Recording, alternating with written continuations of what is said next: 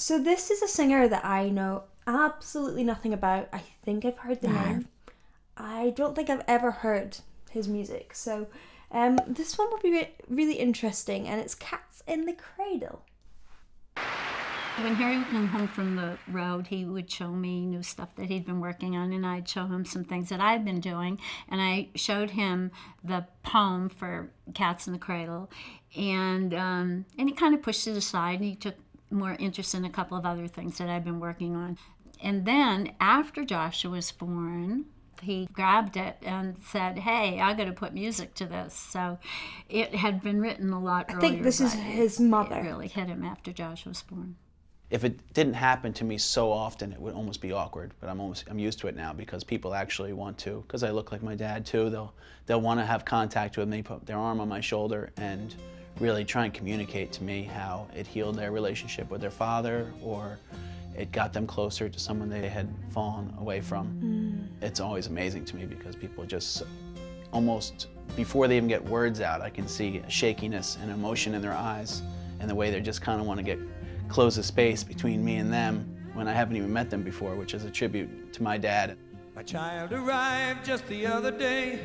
He came to the world in the usual way, but there were planes to catch and bills to pay. He learned to walk while I was away, and he was talking before I knew it. And as he grew, he'd say, "I'm gonna be like you, Dad. You know I'm gonna be like you." His son really looks like him as well, doesn't he?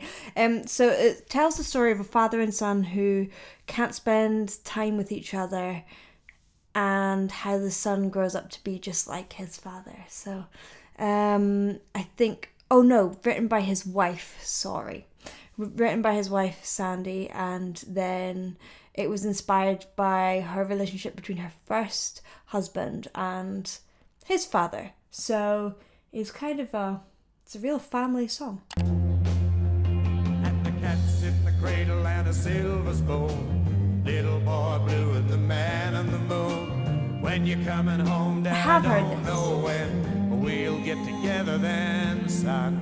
I have You heard know this we'll song. have a good time then.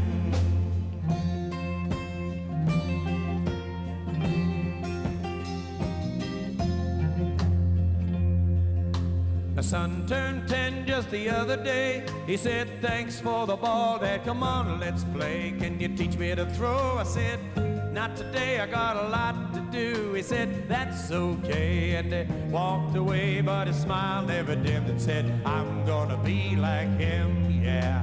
You know I'm gonna be like him." So there's something about his voice that really, really hits, and that is important because it's something that you can learn to do.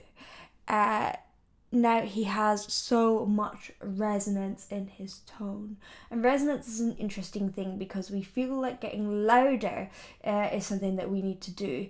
Resonance is that authority that he has in his voice. It is also the boosting of different frequencies. So you can shape your vocal tract to boost different frequencies. So if you do something really narrow, go like, "Hey!" It kind of sounds narrow. If you go, "Woo, woo, woo, woo, woo, hey!" It has a different tone to it. It's not lower or higher. It just has a different tone. And he has kind of shaped his vocal tract. His vocal tract might just be naturally shaped like that to boost all those frequencies in a way that's both warm and cutting. But you can also, even if yours doesn't naturally do that, you can adapt. As you can hear, I can change the tone of my voice dramatically dependent on how I use it, and so can you. And it's all about the way you shape it rather than how much effort you put in. So your vocal tract is everything above your larynx to your lips. So it could be your lips, your teeth.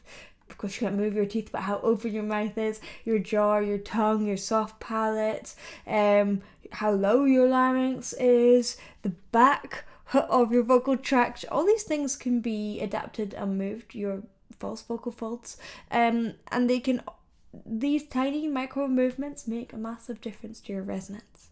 He's found a sweet spot. His voice then pings. Little boy blue and the man on the moon. When you're coming home, Dad, I don't know when we'll get together then, son. You know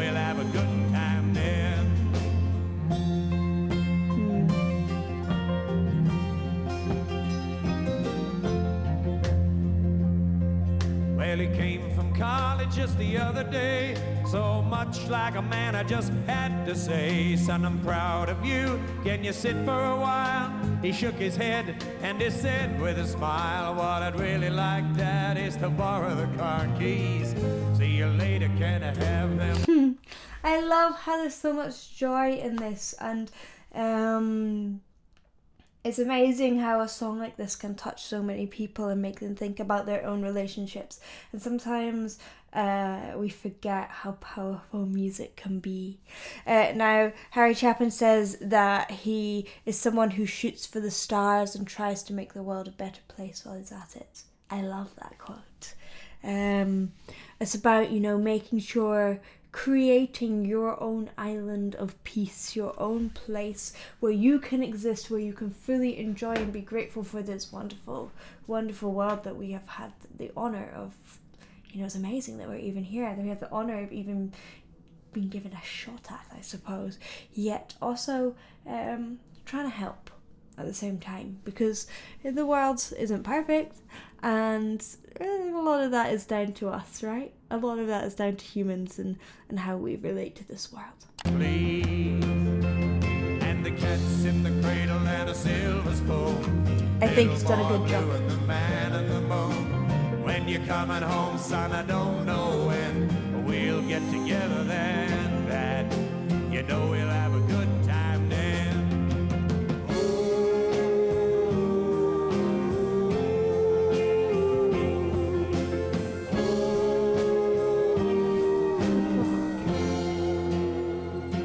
Love the string. Before we get onto this final verse, there's not that many songs about. There is from this era. Where did they all go? Do you know any modern songs that talk about generations and the love between generations? I can think of like Fleetwood Mac and things that are back in this era, but we don't tend to talk about that in our music anymore. That's sad, isn't it?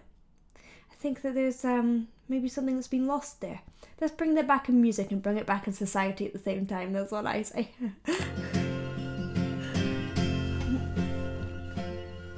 Well, I've long since retired, my son's moved away. I called him up just the other day. Said I'd like to see you if you don't mind. He said I'd love to, Dad, if I could find the time. You see, my new job's a hassle and the kids have the flu. But it's sure nice talking to you, Dad. It's been sure nice talking to you. And as he hung up the phone, it occurred to me he'd grown up just like me. My boy was just like me. And the cat's in the cradle and a silver spoon. Little boy blue and the man in the moon. When you're coming home, son, I don't know when we'll get together then, Dad. We'll have a good time